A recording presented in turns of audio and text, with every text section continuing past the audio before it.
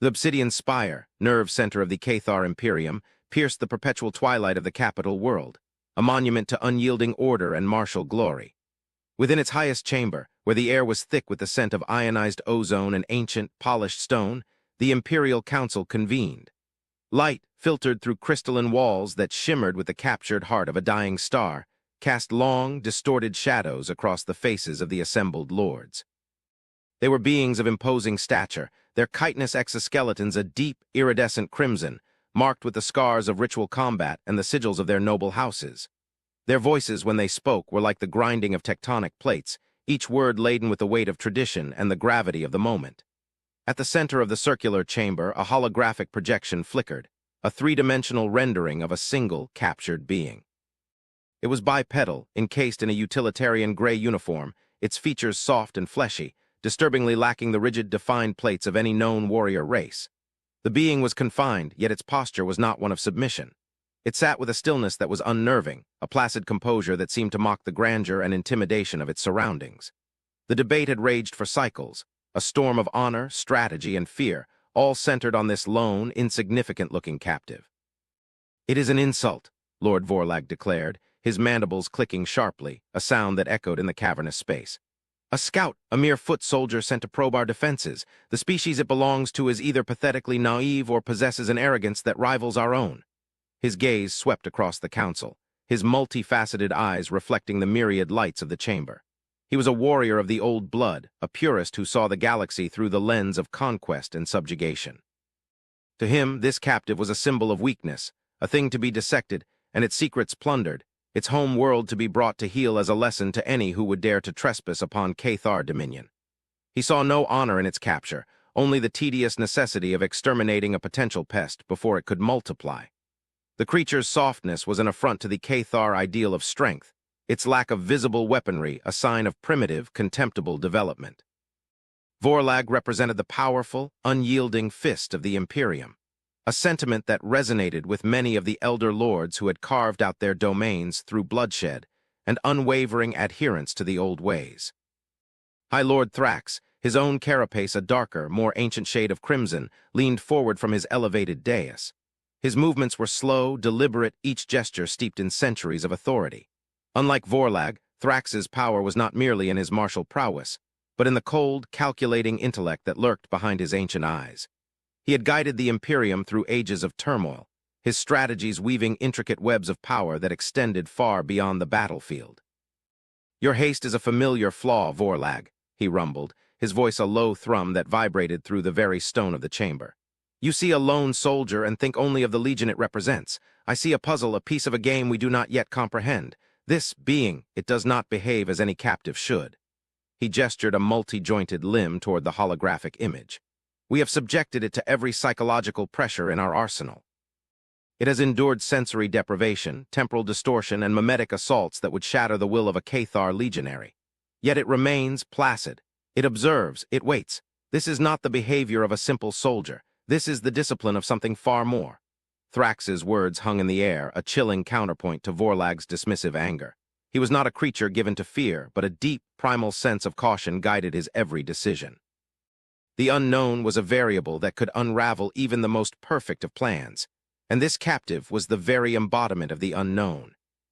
A third voice, smoother and more measured, entered the fray. It belonged to Lady Aris, the chief xenologist of the Imperium, her carapace a lighter shade, etched with symbols of knowledge rather than conquest. Her role on the council was a concession to the changing nature of the galaxy, a recognition that not all power could be won with fleet actions and planetary bombardment. "High Lord Thrax is correct," she stated, her tone respectful but firm. "Our initial assessment was that it belonged to a pre-warp civilization, perhaps accidentally brought into our space by a gravitational anomaly. Its technology, what little it possessed on its person, is deceptively simple. The fabric of its uniform, however, is a marvel of material science, capable of regulating temperature and resisting energy signatures in ways we are only beginning to understand.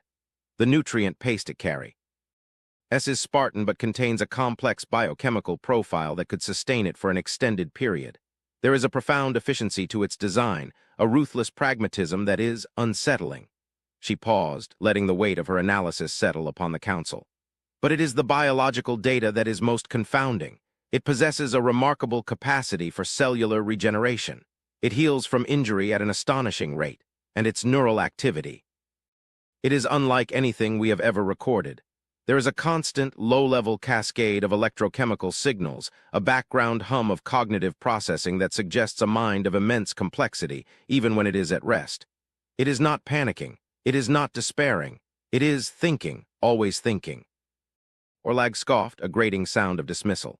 Thinking. It is plotting its escape, no doubt. Or perhaps it is simply too primitive to comprehend its situation. You see complexity where there is only animal cunning, xenologist. He turned his gaze back to the High Lord. We have its vessel, a small, unremarkable scout ship. We have its location of origin, a single, insignificant system in an uncharted spiral arm. We should dispatch a punitive fleet, cleanse the system, and be done with it. To deliberate further is to show weakness. The war faction of the council murmured in agreement, their collective desire for decisive, overwhelming force a palpable presence in the room. They were a people forged in fire, and their solution to every problem was to apply more fire until the problem ceased to exist. To them, hesitation was a fatal flaw, a cancer that could eat away at the very foundations of their honor-bound society. Thrax remained unmoved, his ancient eyes fixed on the holographic captive. The being, as if sensing the scrutiny, slowly lifted its head. Its eyes, two dark, round orbs, seemed to peer through the holographic emitters directly into the heart of the council chamber. There was no fear in that gaze, no defiance, only a quiet, unnerving curiosity. It was the look of an observer, a scientist studying a new and fascinating specimen. For a moment, a profound and unsettling silence fell over the assembled lords.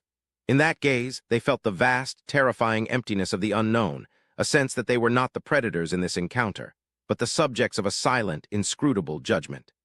The being's name, according to the primitive phonetic translation of its own vocalizations during the initial, non-hostile phase of its capture, was human, and the name of its home world was Earth. The words meant nothing to them, yet in that moment they felt as if they had stumbled upon a name that would echo through the annals of their history for millennia to come. The soldier, this human, was a harbinger, and the storm he heralded was still far beyond their horizon, a gathering darkness they could not yet begin to comprehend.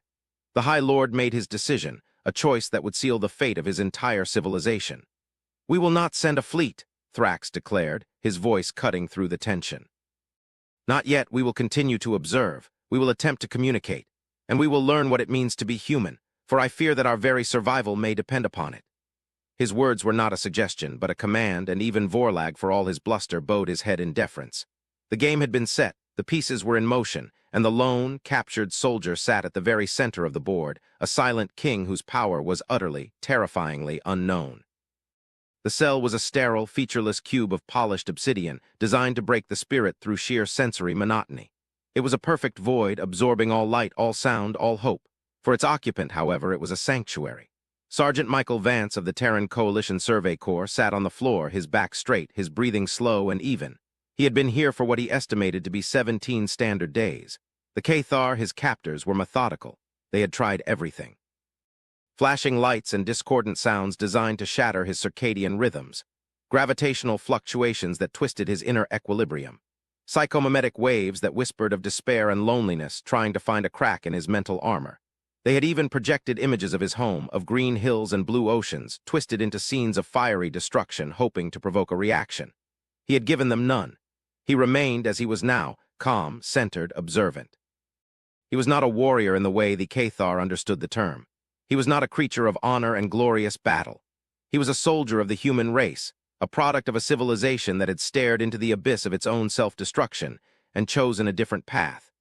He was a practitioner of a discipline born from centuries of conflict and introspection, a mental fortitude that was as much a part of his training as marksmanship or tactical maneuvering. He was human, and that meant he was a paradox the Cathar could not begin to unravel. They saw his soft flesh and assumed fragility. They did not understand that his biology was a testament to adaptability, a self-repairing system of incredible resilience. They saw his lack of natural weapons and assumed weakness. They did not comprehend that his true weapon was the mind that could conceive of tools to master any environment, to overcome any obstacle. They saw his solitary confinement and assumed he was isolated. They could not fathom the vast, interconnected network of human consciousness, the shared knowledge and experience that he carried within him, a library of 1 billion souls. He was not alone in this cell. He carried his family, his teachers, his comrades, his entire history within the quiet confines of his mind. The Cathar sought to break him with loneliness, but a human was never truly alone. His training had prepared him for this. The Coalition knew that one day they would encounter a species like the Cathar, powerful, aggressive, and blinded by their own perceived superiority. The protocol for first contact in such a scenario was not to fight, not to posture, but to endure, to be a perfect, unreadable enigma, to demonstrate a strength that was not measured in megatons or kill counts, but in unwavering, absolute self-control. His mission was simple: to be captured, to be studied, and to be the ultimate psychological weapon. He was a living message, a demonstration of human character. He was to show them that what they perceived as weakness was in fact the source of an unimaginable strength. He was to teach them, through his silence and his stillness, that there were forms of power in the universe that could not be conquered with warships or honored duels. He felt the subtle shift in the air that preceded another observation cycle. The invisible energy fields that lined the walls hummed with a new frequency. They were watching again. He did not move. He focused on his breathing, on the steady, rhythmic beat of his own heart, a biological constant in this artificial void. He thought of his daughter, of her laughter as she chased fireflies in the twilight of a summer evening on a world light years away. It was not a memory that brought him pain or despair. It was an anchor, a source of profound, unshakable strength. It was for her, for the future she represented, that he sat here in this sterile darkness. He was a soldier, but he was also a father, a son, a part of a much larger whole. This was the truth the Cathar, with their rigid castes and their focus on individual glory, could never understand. A human's strength was not in their own body, but in the bonds that connected them to every other human, past, present, and future. He was a single cell in a vast, complex organism, and in that he was indestructible. The Cathar saw a prisoner. Michael Vance saw an opportunity. He was the first human they had ever met. He would not be the last, and he would ensure through his quiet, unyielding defiance that when his people did arrive, they would be met not with arrogance and aggression, but with a dawning sense of awe and perhaps even a flicker of fear. He closed his eyes, not in submission, but in concentration. The lesson was about to begin. He was just a regular soldier, a simple sergeant. And that was the most terrifying thing about him. He was a single, unremarkable example of what his species was capable of. And the Cathar, in their magnificent obsidian spire, had absolutely no idea what was coming. They had captured a man, but they had angered a star. The slow, patient, and utterly inexorable dawn of humanity was about to break upon their ancient, unsuspecting empire. The communication came without warning. There was no grand fleet warping into orbit, no show of force, no aggressive hailing frequencies. There was only a single, impossibly clear signal that bypassed every layer of Cathar military encryption and appeared directly on the main holographic display in the Imperial Council chamber. It was a simple, elegant string of mathematical code, prime numbers and geometric progressions, a universal language of intelligence that was as undeniable as it was unexpected. It was a polite, almost gentle, knock on the door of their civilization. For a council accustomed to the roar of warships and the clash of armies, the silent, intellectual precision of the message was more jarring than any declaration of war. It spoke of a power that did not need to announce itself with fire and fury. It was the calm, confident assertion of a presence that had been watching, waiting, and had now decided it was time to talk. Lady Aris was the first to decipher the deeper layers of the signal. Embedded within the mathematical constants was a linguistic primer, a complex but learnable guide to a human language. It was a gift, an offering of understanding. There were no demands, no threats, no ultimatums, just an open hand extended across the void. "They are inviting us to speak," she announced, her voice filled with a mixture of excitement and trepidation. "They have been monitoring our communications since the capture of their soldier. They know our language, our customs, our history. They have been studying us." The implication of her words sent a ripple of unease through the chamber. The Cathar had believed themselves to be the observers, the dissectors of a lesser species. To learn that they themselves had been the subjects of a silent, comprehensive study was a profound psychological blow. Their pride, the very bedrock of their culture, had been wounded. Vorlag was predictably outraged. "They have been spying on us. This is an act of war. They have violated our sovereignty. We must respond with overwhelming force." He slammed his fist on the railing before him, the impact echoing like a thunderclap. But his fury felt hollow this time, his calls for war a desperate attempt to cling to a worldview that was rapidly crumbling. The other council members remained silent, their gaze fixed on the serene, elegant code still hovering in the air. The humans had not come as conquerors, they had come as scholars, and that was a threat the Cathar were not equipped to fight. High Lord Thrax raised a hand, silencing Vorlag's tirade. His ancient eyes seemed to hold a new depth, a flicker of something that might have been respect. "They have shown us more courtesy than we have shown their soldier," he said, his voice a low rumble of authority. "They have had the capacity to cripple our communications, to sow chaos within our systems, yet they chose not to. They have waited patiently. They have extended a hand in peace. To answer that with violence would be dishonorable." The word hung in the air, a challenge to the very core of Vorlag's being. To a Cathar, there was no greater insult than to be accused of dishonor. "Prepare a communication link," Thrax commanded. "We will speak with these humans." The connection was established, and the holographic display shifted. The mathematical code dissolved, replaced by a view of a bridge. It was not the bridge of a warship. There were no weapon consoles, no tactical displays, no armored bulkheads. It was a space of clean lines, soft lighting, and lush, green plants that grew in hydroponic bays along the walls. It felt more like a research station or a university than the command center of a starfaring power. At the center of the bridge stood two figures. They were unarmed, clad in simple dark blue uniforms that bore no rank insignia, no medals, no symbols of martial achievement. One was a man, his hair graying at the temples, his face etched with the lines of a long and thoughtful life. The other was a woman, her expression one of calm, serene intelligence. They stood side by side, equals, a concept that was utterly alien to the rigidly hierarchical Cathar. "I am Ambassador Chen," the man said, his voice calm and measured, his Cathar speech perfect, without accent or affectation.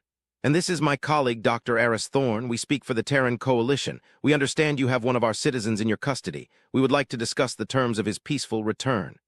The lack of formality was staggering. There were no titles, no honorifics, no declarations of sovereign power. It was the simple, direct communication of beings who saw themselves as equals, not as masters or servants. They did not beg for the return of their soldier. They did not threaten retaliation. They simply stated their desire as if it were the most reasonable thing in the world. Vorlag, unable to contain himself, stepped forward. "You dare to make demands of the Cathar Imperium? You who trespass in our space, who spy on our communications. Your soldier is a prisoner of war. He will be treated as such." Ambassador Chen's expression did not change.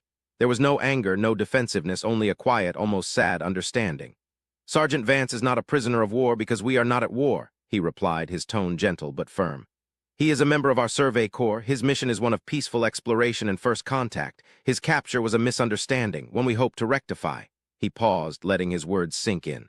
"We do not seek conflict, we seek knowledge. We seek understanding.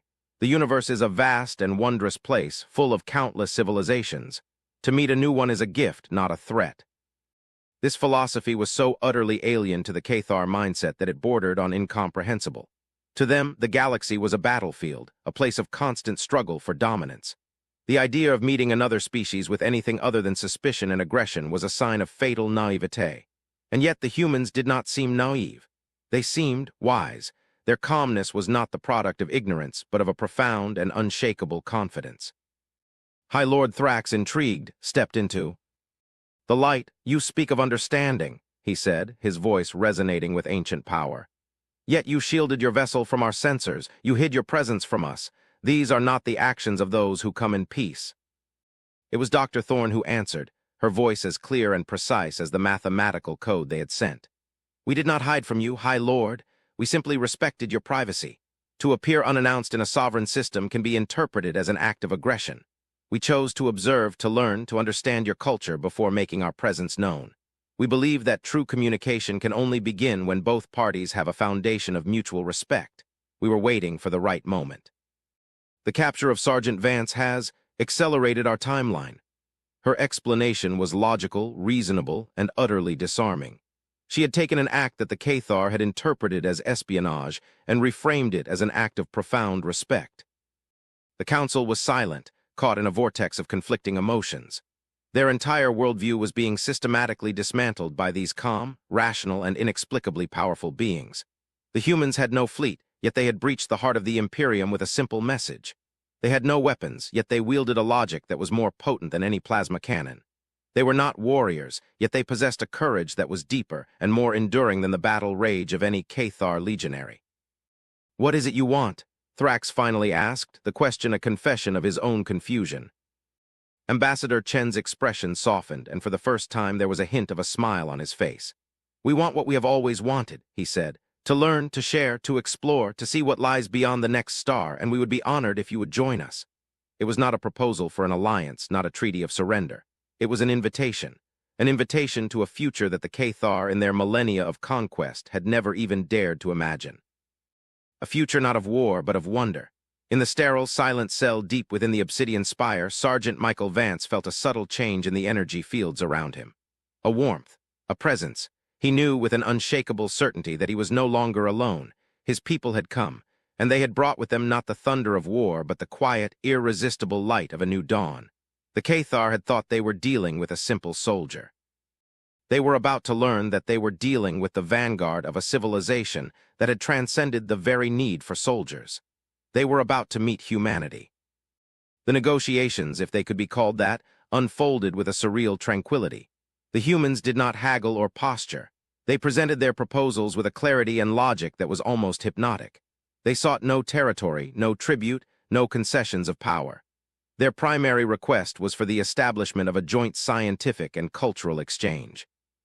They offered to share their knowledge of medicine, of sustainable energy, of art and philosophy, in return for the opportunity to study Cathar biology, history, and social structure.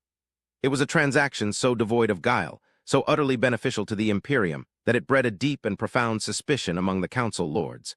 Vorlag and his faction saw it as a trick, a soft invasion designed to weaken the Cathar from within, to poison their warrior culture with decadent, peaceful ideals. They argued that the humans' apparent generosity was a mask for a more subtle, more insidious form of conquest. High Lord Thrax, however, saw something different. He saw a civilization that had evolved beyond the primal urges of acquisition and dominance that had driven the Cathar for their entire history. The humans were not offering a treaty, they were offering a paradigm shift. He granted them a limited, provisional access to the capital world, a gesture of cautious trust. He wanted to see these beings up close, to measure their character in person, not through a holographic projection. He also agreed to the release of Sergeant Vance, who was to be returned to his people as a sign of goodwill. The exchange was to take place in the Grand Plaza of the Imperial City, a vast, open space designed to showcase the military might of the Imperium, surrounded by colossal statues of legendary Cathar warriors. It was a subtle act of intimidation, a reminder of who held the true power on this world. The human delegation arrived in a single, small shuttle. It was a sleek, elegant craft, gliding silently through the twilight sky, its design more aesthetic than martial. From it emerged Ambassador Chen, Dr. Thorne, and a handful of other unarmed individuals, scholars and diplomats. They moved with a quiet confidence, their eyes taking in the monumental architecture not with fear or awe, but with a genuine academic curiosity. They were tourists in a museum of war there. Calm demeanor a stark contrast to the rigid, armored Cathar honor guard that met them. Sergeant Vance was brought forth, flanked by 2 towering legionaries. He was clean, fed, and unharmed, a testament to the Cathar's grudging adherence to the conventions of honorable captivity. He saw Ambassador Chen, and a flicker of a smile, the first change in his expression the Cathar had ever witnessed, crossed his face. He walked toward the ambassador, his steps steady and sure. They did not embrace. They did not clap each other on the shoulder in a display of warrior camaraderie. They simply shook hands, a brief, formal gesture of mutual respect and relief.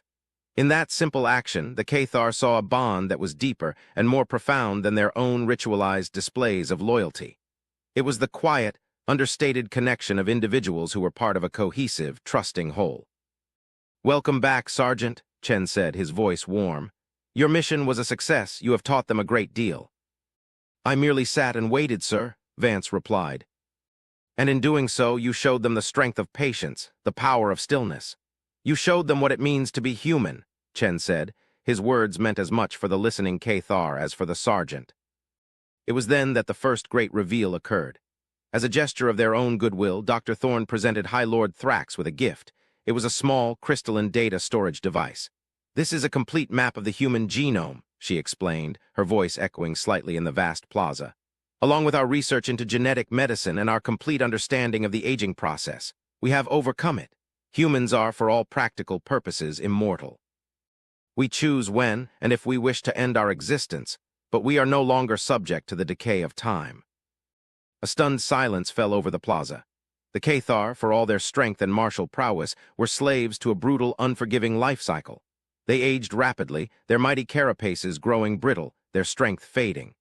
The concept of immortality was a myth, a legend from their most ancient religious texts. To be handed the key to eternal life as a simple diplomatic gift was a shock that struck at the very foundations of their civilization. It was a power beyond their wildest dreams, given freely without condition. Vorlag stared, his mandibles agape, his mind struggling to process the implications. A species that did not fear death was a species that could not be threatened. A species that could live forever had a perspective on time, on history, on the very meaning of existence that was so far beyond his own that he could not even begin to grasp it. This was not a soft invasion. This was the gentle, irrefutable dawn of a new god. The second reveal was even more profound, and it came from Sergeant Vance himself. During a debriefing with Lady Aris, the xenologist, she questioned him about his mental fortitude, his ability to withstand their psychological probes. "What discipline did you use?" she asked, her professional curiosity overcoming her ingrained cultural pride. "What technique allowed you to maintain such control?" Vance considered the question for a moment. "It's not a technique," he said simply. "It's a connection, we call it the chorus. It's a low-level, latent psionic field that all humans share. It's not telepathy, not in the way you might think. It's a sense of presence, of shared experience. When I was in that cell, I was not alone. I could feel the quiet, distant hum of my entire species, the collective consciousness of humanity stretching back through our entire history. I could draw strength from it, a sense of belonging that is absolute. It is the source of our empathy, our art, our science. It is the reason we do not seek conquest. When you are connected to everyone, the idea of harming another is like harming yourself. To conquer is to diminish the whole, and we are, above all else, preservers of the whole." Lady Aris was speechless. The Cathar were a solitary species, their minds isolated, their society built on a foundation of individual competition and honor. The concept of a shared consciousness, a collective soul, was a revelation that was both terrifying and beautiful. It explained everything. The humans' calm, their lack of ego, their profound, unshakable unity. They were not a collection of individuals. They were a single, vast, interconnected being, a galactic intelligence wearing countless faces. Their soldier had not been a lone captive. He had been an antenna, a sensory organ for a god. And the Cathar, in their arrogance, had been prodding and probing at the fingertip of a leviathan, utterly oblivious to the mind that guided it. The implications were staggering. Humanity's technological and biological advancements were not the product of individual genius, but of a billion minds working in quiet, unconscious harmony over millennia.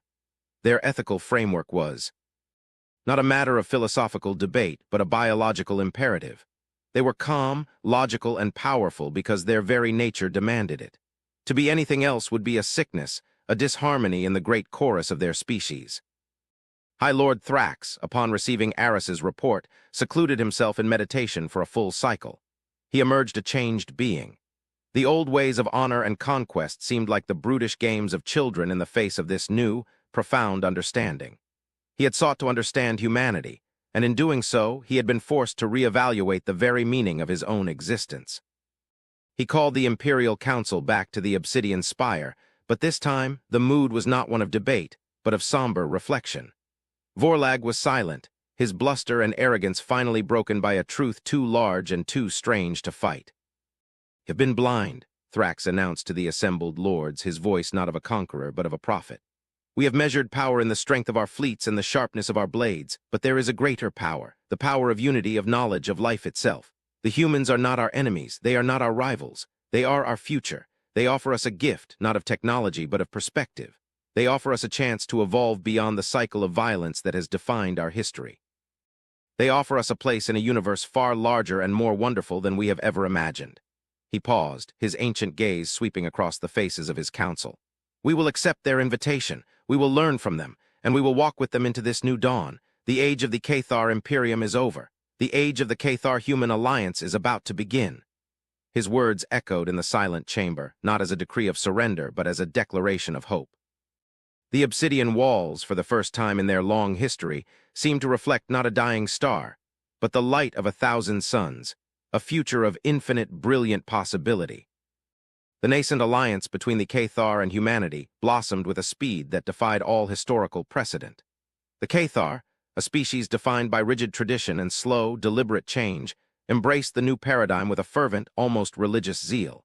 The human gift of extended lifespan technology was not merely accepted, it was revered. It freed the Cathar from the tyranny of their short, brutal lives, allowing for the accumulation of wisdom and experience on an unprecedented scale. Elder lords who had been facing the decline of their powers were revitalized, their minds, once clouded by the fog of age, now sharp and clear. This biological salvation, offered so freely, did more to secure the alliance than any treaty or military pact. It was a gesture of profound trust that shattered the Cathar's ingrained xenophobia. Joint scientific outposts were established in neutral systems, marvels of blended architecture, where the organic, flowing designs of human habitats intertwined with the stark, crystalline structures of the Cathar. Scientists from both species worked side by side, their collaboration yielding discoveries that would have been impossible for either civilization alone. The human chorus, the latent psionic field, became a subject of intense and respectful study for the Cathar. While they could not join it, their finest minds, guided by human researchers, began to develop technologies that could interface with it, allowing for instantaneous, empathic communication across vast distances. The rigid formal language of the Cathar began to soften, to evolve, infused with a new capacity for emotional nuance. Vorlag, the once fierce proponent of war, became the most ardent champion of the alliance. His transformation was a symbol of the profound change sweeping through his people. Having spent his life dedicated to the art of conflict, he now devoted his formidable energy to the art of diplomacy and mutual defense. He worked closely with Sergeant Vance, who had been promoted to a liaison role, the two former adversaries forging a bond of deep, unlikely friendship. They were a study in contrasts, the massive, crimson-carapaced warrior and the quiet, unassuming human soldier, but they found common ground in their shared sense of duty and their dedication to a future free from the mistakes of the past. "You taught me that true strength is not the ability to destroy, but the will to create," Vorlag confessed to Vance one cycle, as they stood on the observation deck of a new, jointly crewed starship, watching the silent dance of distant nebulae. "You humans did not conquer us with weapons. You conquered us with a better idea." Humanity, for its part, learned a great deal from the Cathar. They learned of discipline, of honor, of the beauty in tradition, and the strength that could be found in unyielding resolve. The Cathar's long and bloody history served as a cautionary tale, a galactic-scale example of the self-destructi V-path humanity had so narrowly avoided. In the Cathar's ancient art and epic poetry, humans found a raw, primal power that resonated with the deeper, more ancient parts of their own collective consciousness. The alliance was not one of a teacher and a student, but a true symbiosis, a merging of two vastly different but equally valid forms of existence. The universe, it seemed, was entering an era of unprecedented peace and enlightenment. The Cathar-human alliance became a beacon of stability and progress, its influence spreading quietly through the spiral arm. Other species, drawn by the promise of shared knowledge and mutual respect, began to make contact, seeking to join the new galactic community. The old ways of empire and conquest began to feel archaic, brutish, and inefficient. The future was not about territory or resources. It was about data, culture, and the shared exploration of existence itself. It was during a joint deep space survey mission, far out in the intergalactic void, that the final, universe-altering twist was revealed. The mission's objective was to study a series of anomalous gravitational readings, faint ripples in the fabric of spacetime that seemed to emanate from a point of absolute perfect emptiness. The ship, the Starseeker, was a testament to the alliance, its crew a seamless blend of human and Cathar. Aboard were Dr. Aris Thorne and Lady Aris, the two xenologists who had been so instrumental in the early days of contact. As they approached the source of the anomaly, their long-range sensors began to pick up something that was, by all known laws of physics, impossible. It was a structure, a megastructure of such colossal scale that it dwarfed anything either species had ever conceived of. It was not a Dyson sphere or a ringworld. It was a lattice, an intricate crystalline web that seemed to enclose an entire galaxy. But the galaxy it enclosed was dark. Its stars had been extinguished, their energy siphoned off, their light and heat gone forever. The structure was a cage, and the galaxy within was its long-dead prisoner. As they drew closer, a signal emanated from the structure. It was not a communication. It was a warning. A pre-recorded message broadcast on a universal frequency looping for an eternity. The message was ancient, its language a precursor to a dozen known galactic tongues, but its meaning was chillingly clear. "We built this cage to contain the Devourer," the message stated, the voice a chorus of a billion souls, filled with an unimaginable sorrow and a desperate final hope. "It is a plague of consciousness, a form of life that consumes not matter but existence itself. It moves from star to star, from world to world, and it erases everything. Not just life, not just history, but the very memory of what was. It leaves behind only silence and a perfect, absolute void. We sacrificed our galaxy, our billion suns, to trap it. We turned our home into a tomb to buy the universe time. We do not know if you who receive this are the first to hear it or the last, but our calculations show that the cage is failing. The integrity of the field is weakening. After a billion years of silence, the Devourer is beginning to stir. It will break free, and it will be hungry." Aboard the Starseeker, a profound and terrifying silence fell. The conflict between the Cathar and humanity, the rise of their alliance, the dawn of a new galactic age, all of it seemed like the naive squabbling of infants in the face of this new cosmic horror. They had been celebrating their unity, their enlightenment, while a threat that could unravel reality itself was sleeping just beyond their doorstep. The Cathar had feared the unknown soldier, not realizing he was human. Humanity and the Cathar had feared each other, not realizing they were brothers. Now they faced a new fear, a fear that was absolute and universal, a fear of the silence that was coming for them all. High Lord Thrax and Ambassador Chen stood together on the bridge of the Obsidian Spire, watching the data from the Starseeker stream onto the main holographic display. The image of the dark galaxy, imprisoned in its colossal, failing cage, loomed before them. The petty grievances and cultural misunderstandings that had once defined their relationship had been burned away, leaving only a stark, terrifying clarity. "It seems," Thrax said, his voice a low, somber rumble, "that our alliance was not the beginning of a new age of peace, but the forging of a weapon for a war we did not know was coming." Chen nodded, his face grim, his gaze fixed on the image of the dying prison. "The chorus is quiet," he said, a tremor in his voice. "For the first time in our history, the collective consciousness of our species is afraid. It feels the coming silence. It feels the emptiness." He turned to face the old Cathar Lord, his eyes filled with a new, terrible purpose. "But we are not a species that succumbs to fear, and neither are you." The final reflection was not of one species upon another, but of two civilizations, two galactic powers staring into the abyss together. They had been brought together by a misunderstanding, a single captured soldier who was more than he seemed. They had learned to see past their differences, to find strength in their unity. And now that unity was to be tested against a threat that could unmake the stars themselves. The lone human soldier had been a catalyst, a pebble that started an avalanche.